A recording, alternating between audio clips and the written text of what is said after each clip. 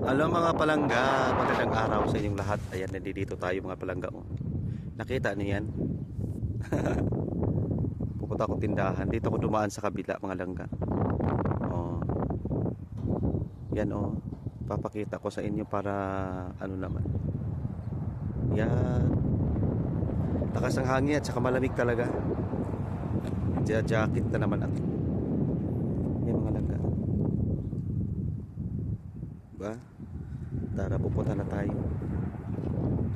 Okay. Patay, mayroong pulisya. Yung ikama na iwan lang sa bahay.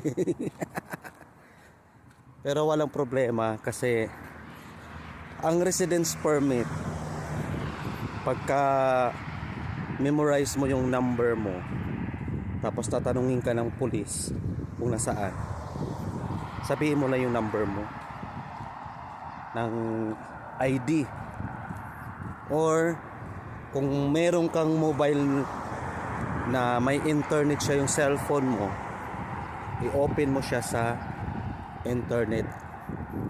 Kasi iba dito sa Saudi guys eh. Pag mayroong internet yung cellphone mo, pwede mong siyang i-open sa Kiwa, Nafat, or Abshare. Ganon kami dito.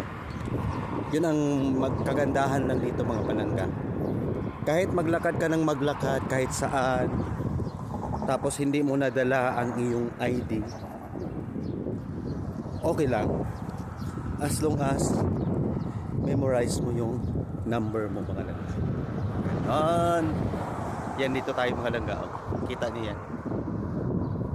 Lakad na. Kasi malayo dito yung tindahan mga palangga. Doon sa harap ng tindahan ay ng shop na pinasukan. Walang ibang paninda. Wala talaga. Wala silang ibang item na dinidisplay, kundi puro mga kung ano-ano na lang, ganyan.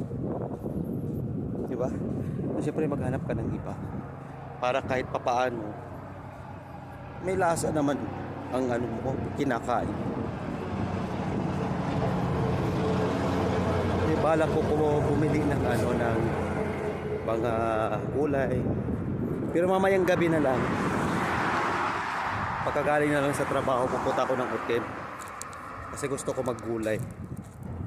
Actually mayroon pa akong adobo ngayon, hindi na ako luluto pa dahil mahirap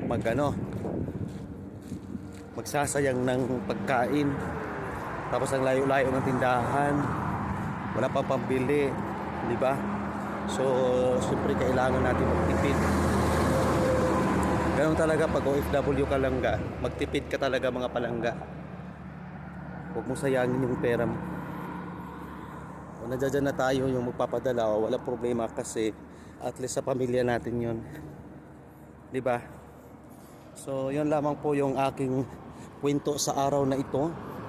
Sana ay naantig kayo. Joke lang. Walang magawa mga palangga. Bye.